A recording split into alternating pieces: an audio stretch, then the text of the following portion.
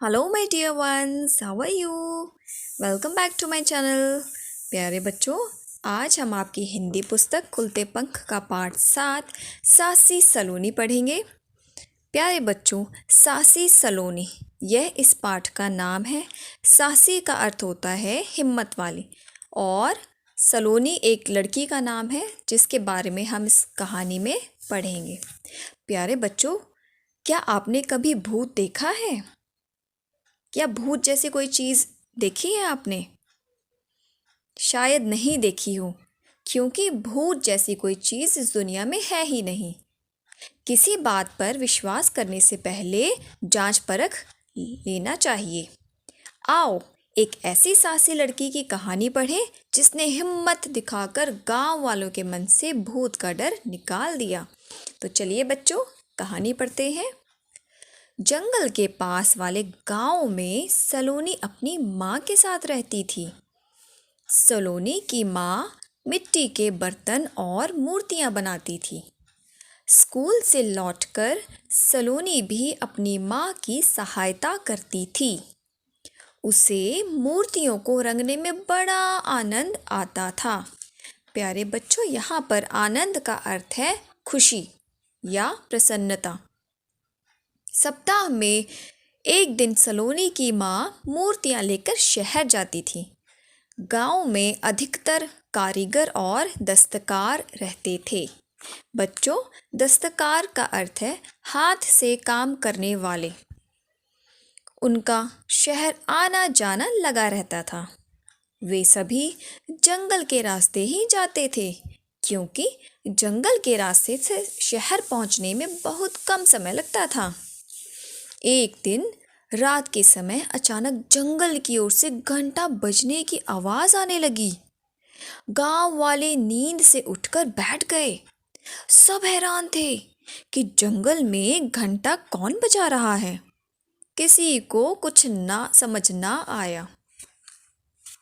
अगले दिन दोपहर में भी कुछ कुछ घंटे की आवाजें सुनाई दी। रात को घंटे की आवाज बड़ी स्पष्ट सुनाई देने लगी। प्यारे बच्चों, स्पष्ट का अर्थ होता है साफ। गांव वाले डर गए। एक व्यक्ति बोला, जंगल में अवश्य कोई भूत आ गया है। घंटे बजने की आवाज अक्सर सुनाई देने लगी। जंगल में भूत होने की बात सबके मन में बैठ गई। किसी ने हिम्मत नहीं की कि जंगल में जाकर पता लगाए। धीरे धीरे लोगों ने भूत के डर से जंगल में जाना बंद कर दिया। सलोनी की माँ भी जंगल से मिट्टी लेने जाने में घबराने लगी। लेकिन सलोनी एक समझदार, निडर और साहसी लड़की थी। उसे भूतों में बिल्कुल विश्वास नहीं था। प्यारे बच्चों, विश्वास का अर्थ है यकीन।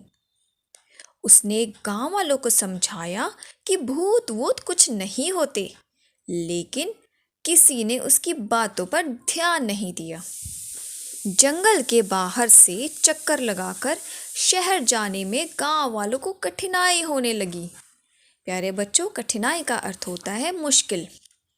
उनके काम धंधे पर भी असर पड़ने लगा। एक दिन सलोनी की माँ की तबीयत ठीक नहीं थी।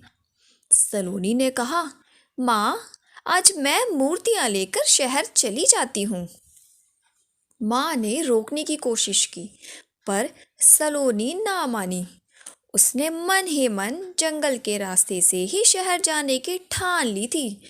बच्चों, ठान लेना का अर्थ होता है पक्का इरादा कर लेना। सलोनी बड़ी सावधानी से मूर्तियों का टोकरा लिए जा रही थी। तभी उसे बंदरों की खो खो सुनाई दी और घंटे की आवाज भी आने लगी। सलोनी थोड़ा घबरा गई, लेकिन वह हिम्मत करके आवाज की दिशा में बढ़ने लगी। वहां का दृश्य देखकर सलोनी की हंसी छूट गई। एक पेड़ पर एक घंटा लटका था और बंदर उछल कूद कर रहे थे। इससे घंटा हिल रहा था और बज रहा था। बंदर शायद किसी आते जाते राहगीर का घंटा उठा लाए थे। सलोनी शहर में दुकानदार को मूर्तियां देकर जल्दी ही गांव वापस लौट आई। उसने माँ को कुछ ना बताया। अगले दिन उसने गांव में खबर फैला दी कि वह आज जंगल में भूत को पकड़ने जा रही है। जिसे चलना है उसके साथ चले। पहले तो कोई तैयार नहीं हुआ, पर सलोनी की हिम्मत देखकर मुखिया जी अपने कुछ आदमियों को साथ लेकर चलने को मान गए। सलोनी के स्कूल के कुछ बच्चे भी साथ में हो लिए। सलोनी आगे आगे और पीछे पीछे मुखिया और बच्चे। अभी थोड़ा ही आगे गए थे कि घंटे की आवाज़ें आने लगी। मुखिया जी और उनके आदमियों के चेहरों पर हवाइयाँ उड़ने लगी। बच्चों, चेहरे पर हवाइयाँ उड़ना का अर्थ होता है घबरा जाना।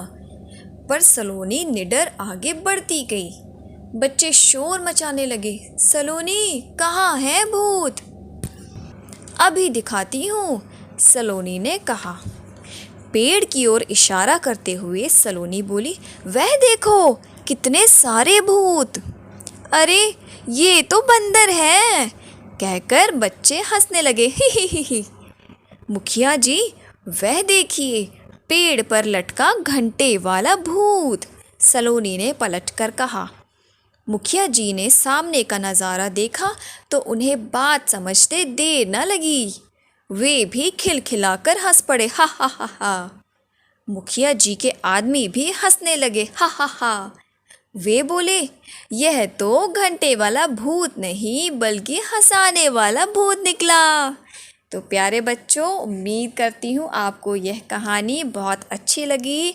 और भूत जैसी कोई चीज़ इस दुनिया में है ही नहीं, तो हमें किसी बात पर विश्वास करने से पहले जांच परख कर लेनी चाहिए। धन्यवाद।